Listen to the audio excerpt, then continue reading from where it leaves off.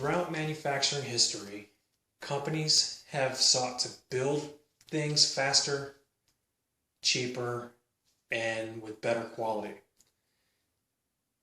This is the essence of continuous process improvement, to positively affect cost, schedule, and quality. Today, the most widely used method of continuous process improvement is Lean Six Sigma. Lean Six Sigma is a combination of lean methods and Six Sigma methodology. Lean was first introduced into production lines by Henry Ford in the 1900s. He was able to eliminate waste by standardizing parts and standardizing work procedures. Six Sigma methodology was introduced in the 1980s by Motorola. Motorola engineers were able to use statistical procedures to measure and reduce defects and variation in their processes. So what happens when you combine the two of them? You get the best of both methods. You become able to reduce and or eliminate waste while simultaneously reducing or eliminating defects and variation in your processes. So most people in today's world think that Lean Six Sigma can only be applied to manufacturing processes.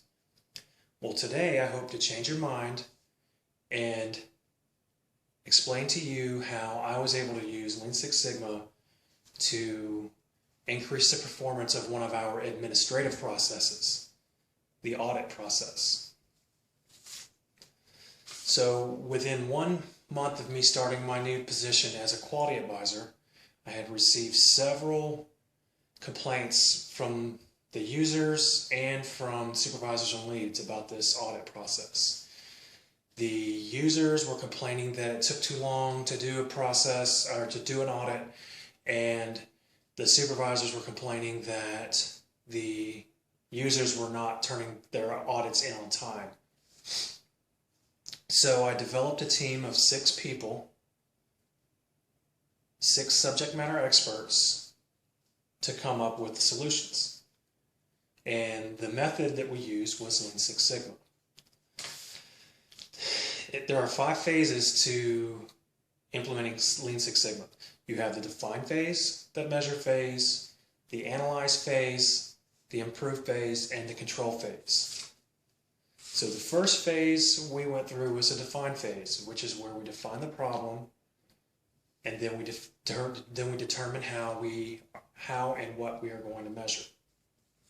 Then we move into the measurement phase, where we actually go out and measure.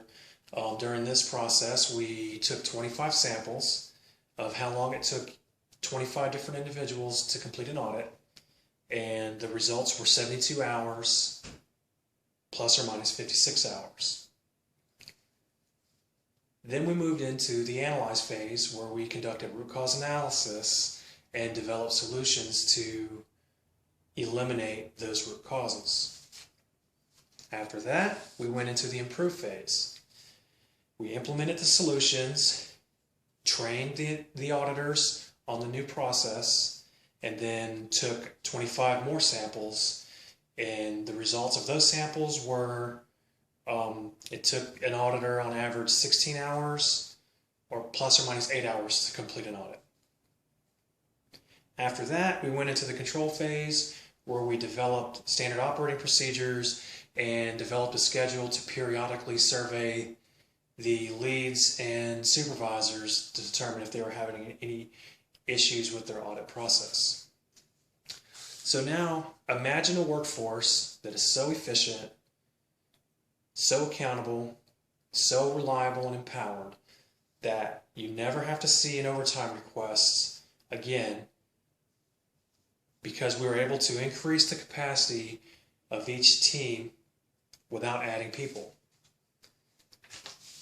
That's exactly what we can do with Lean Six Sigma.